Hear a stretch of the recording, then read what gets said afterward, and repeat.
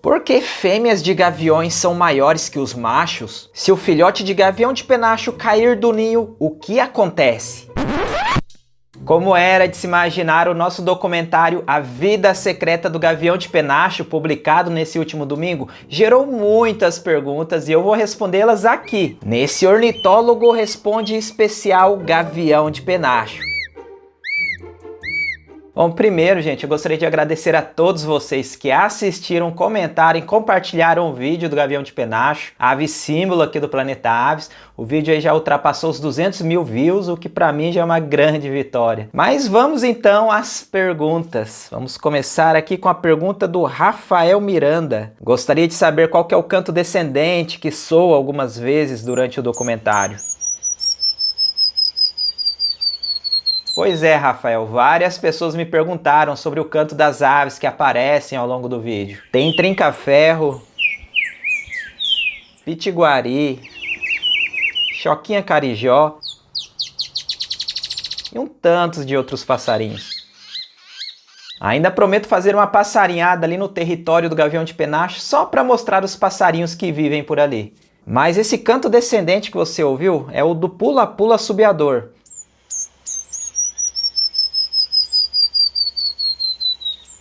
Um passarinho comum nas matas de araucárias do sul do Brasil, onde gravamos o documentário. Aqui é a pergunta do canal Pedra Delfir, uma pergunta que muitas pessoas fizeram também, hein? Esse filhote, será que é macho ou fêmea? Ó, a julgar pelo tamanho, comparando com a fêmea, ao que tudo indica, o filhote é um macho. Isalengo, mais uma dúvida, é um gavião ou é uma águia? Pô, o gavião de penacho é uma águia, tá? Com exceção do Brasil, em todos os outros países aqui da América do Sul e Central chamam essa espécie de águia. É considerado por todos os ornitólogos e especialistas em aves de rapina como uma águia. E tem vídeo aqui no canal explicando as diferenças entre águias e gaviões, o que é uma águia. E é aquilo que eu sempre falo, né? Os nomes populares dos animais nem sempre condizem com o grupo na qual eles pertencem. Por exemplo, tem o sabiá-cica, que não é um sabiá, que é um pistacídeo, aí, um papagaiozinho. Temos aí galinha do mato, que não é uma galinha, é um formicarídeo, que não tem nada a ver com galinha. Peixe-boi, que não é peixe, é um mamífero, que também não se parece nada com boi. E por aí vai. Gavião de penacho é apenas o nome popular, mas é uma espécie que pertence ao grupo das águias. Ó, a pergunta aqui do Johnny Macedo é: quanto tempo o filhote de gavião de penacho aguenta ficar sem comer? Ó, quando ele está grande, nessa idade do vídeo ali com 170 dias de vida, que é 5 a 6 meses de vida, em uma situação extrema, acredito que o filhote pode aguentar ficar até uma semana sem comer, no máximo, tá? Mas normalmente os pais aparecem uma vez a cada 2 dias para entregar comida para ele. A frequência varia de acordo com o sucesso de caça ou a idade do filhote. Léo, parabéns pelo excelente conteúdo. Obrigado, Léo. A Ana Tereza quis saber quantos anos pode viver o gavião de penacho? Bom, na natureza eu imagino que essa espécie possa viver aí uns 30 anos, raramente mais do que isso. Ó, Pedro Bernardo, por que todos os filhotes de águias no Brasil nascem brancos? Pô, Pedro, isso daí não é verdade não, tá? O filhote da águia cinzenta, por exemplo, nasce meio amarelado, meio acastanhado. Da águia pescadora nasce bem escurinho. Mas uma coisa eu concordo, na maioria das aves de rapina os filhotes são todos parecidos. O recém-nascido do gavião de penacho é bem parecido com o da arpia, quando o gavião pega macaco. É que ao longo das semanas é que eles vão se tornando diferentes. É que as aves nascem com a penugem, né, em geral branca. Se tá gostando desse vídeo, já sabe, né? Senta o dedo no like aí que não te custa nada e me ajuda muito no engajamento desse vídeo. Ah, olha só que legal, gente, ó. Chegou essa semana a placa de 1 milhão de inscritos do Planeta Aves. Isso graças a vocês. Muito obrigado, gente. Essa é uma conquista nossa. É emocionante ver tantas pessoas assim de diferentes partes do Brasil interessadas nas nossas aves, incluindo muitas crianças. Muito obrigado, gente. Logo essa placa vai estar ali atrás, aí, pendurada, substituindo aquela outra ali, tá bom?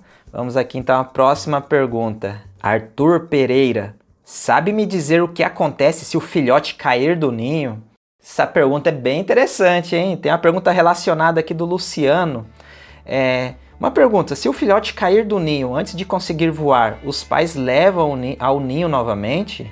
Olha, eu até sei porque vocês perguntaram isso. É que no documentário aparece o filhote em diferentes idades, assim, meio caminhando, meio dando bobeira perto da borda do ninho. Dá até um medinho, assim, ver essas cenas.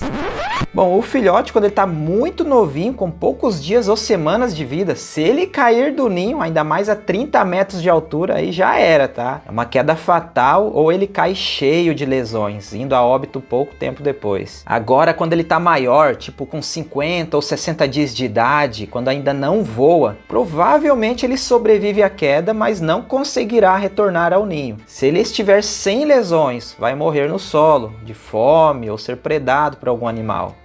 Infelizmente, essas águias não têm o comportamento de resgate, elas não levam o filhote de volta ao ninho e também elas não alimentam eles no chão. Em situações extremamente raras, os pais até podem alimentá-lo no chão, só que não é da natureza dessa espécie. Olha, após uma queda, as únicas chances de sobrevivência do filhote são se ele conseguir escalar de alguma forma a árvore, subindo de galho em galho, o que no caso da araucária não é possível, ou se um ser humano aparecer e intervir colocando a ave de volta ao ninho, que também é bem raro de acontecer, né? Já que esses ninhos são sempre em locais isolados, onde não passam pessoas. Geralmente, quando os pais dessa espécie perdem o filhote no decorrer da reprodução, eles normalmente já começam um novo ritual de namoro para iniciar uma nova postura. Aí começa tudo de novo. Pergunta aqui do Young Gamer Play. Referente à reposição de galhos com folhas verdes, são todas as aves de rapina que fazem isso? Não. Tem muitas espécies de rapinantes que não têm esse comportamento. A maioria das aves de rapina que fazem isso são gaviões e águias da família Ciptridae, em geral predadores de vertebrados que acumulam carcaças de presas no ninho. Que a pergunta do Matheus é: por que nas aves de rapina como águias e falcões as fêmeas são maiores? Essa é uma pergunta que intriga muita gente, é uma pergunta muito boa, aliás, Matheus. Ao contrário de muitas outras aves, nas aves de rapina, pelo menos na maioria das espécies, a fêmea é bem maior que o macho. E não existe um consenso sobre o porquê disso. Alguns pesquisadores dizem que essa diferença de tamanho é para evitar a competição entre o casal, para macho e fêmea não caçar os mesmos tipos de presas.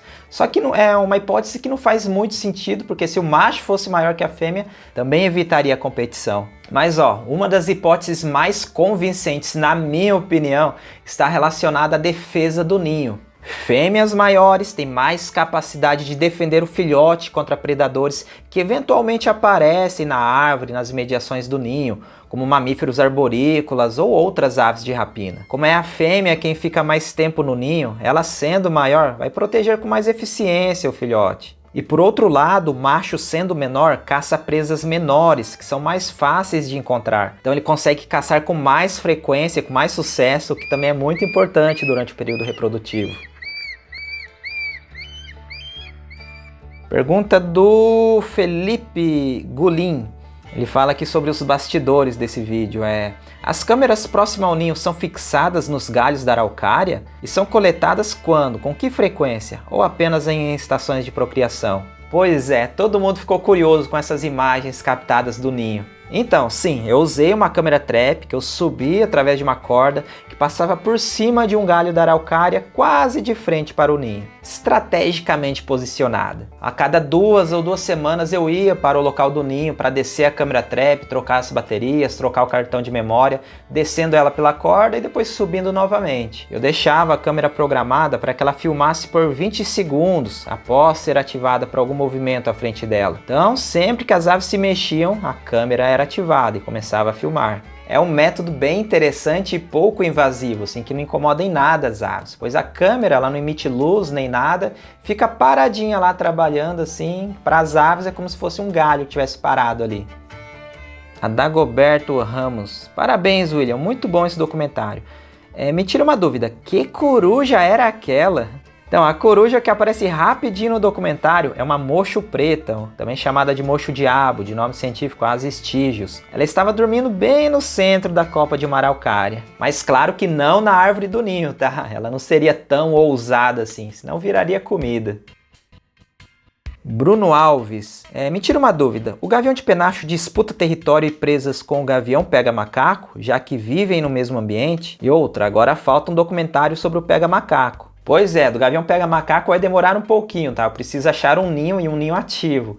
Mas sobre a sua pergunta, é claro que nas imediações do ninho, nas proximidades do ninho, o gavião de penacho acua qualquer outra ave de rapina potencialmente predadora, que representa uma ameaça, né? Agora, na área de vida do casal do gavião de penacho, que pode ter vários hectares de floresta, parte do território pode sobrepor ao território do gavião pega-macaco, do gavião pato, entre outros. E no caso do gavião pega-macaco, eles não são competidores diretos, assim. Geralmente o pega-macaco se concentra mais em caçar aves e mamíferos arborícolas ou marsupiais crepusculares noturnos na copa de árvores, enquanto o gavião de penacho prefere mais aves de chão ou do subbosque, como pombos, tinamídeos, cracídeos e aves paludícolas. E bem diferente deles tem o gavião pato, que é um caçador aéreo. E durante um trabalho de campo em Caraguatatuba, em São Paulo, eu já vi no mesmo local, assim, uma mesma manhã, os 3 espisetos. 2 voando no mesmo momento de minha observação. Bem interessante. Pergunta aqui do Caminheiro na Caminhada. Quando o filhote ficar independente e buscar seu território, se os pais aparecerem em seu território, existirá uma disputa, briga ou ele reconhecerá os pais? Sim, vai acontecer uma disputa. Um vai expulsar o outro do local e o filhote não vai reconhecer os pais. Pelo menos até hoje a gente não tem evidências que isso acontece nessa espécie. Porque depois de independente, é cada um por si. Pergunta aqui do César. Eu pensava que todas as águias botavam 2 ovos. Existe essa possibilidade? Pode acontecer? Cara, depende muito da espécie, tá? Tem aves de rapina que tem águias inclusive que botam 2, 3, 4 ou mais ovos, sabe? No caso do gavião de penacho, na arpia, dessas águias florestais aqui do Brasil, geralmente eles colocam apenas um único ovo, raramente 2. E mesmo quando colocam 2 ovos, assim que nasce o filhote, o outro ovo é descartado. É que eles só criam um único filhote, até porque nessas aves elas não dão conta de cuidar de 2 filhotes ou mais.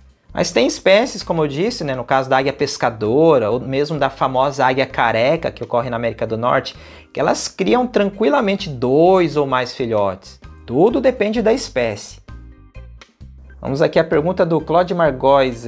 Ouvindo o canto da araponga no fundo, esse gavião preda a araponga?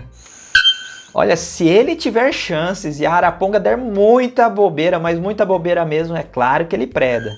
Mas não é o tipo de presa preferida dessa espécie. O gavião de penacho prefere mais aves de chão ou do subbosque. Pergunta da Jussara Silva.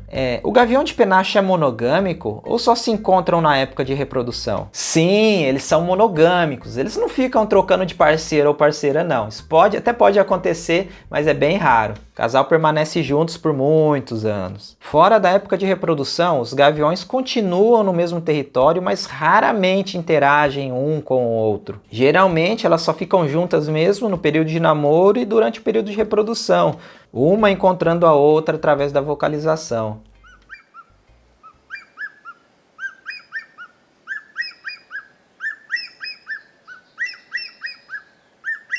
Bom, novamente, muito obrigado a todos vocês pelos elogios e aos parabéns ao documentário do Gavião de Penacho. Muito obrigado mesmo.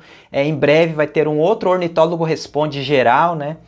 E eu queria deixar aqui uma breve homenagem ao meu saudoso amigo Douglas Cadiuara, que infelizmente nos deixou essa semana. Era um grande ornitólogo, um especialista em aves de rapina, um profissional hábil e competente e também um amigo com quem eu tive a felicidade de trabalhar por alguns anos. Daqueles amigos maravilhosos que o mundo das aves de rapina trouxe. Aprendi muito com o Douglas sobre ecologia e ornitologia. Obrigado, Douglas. Então é isso, gente. Agradeço aqui a audiência de sempre e até o próximo vídeo.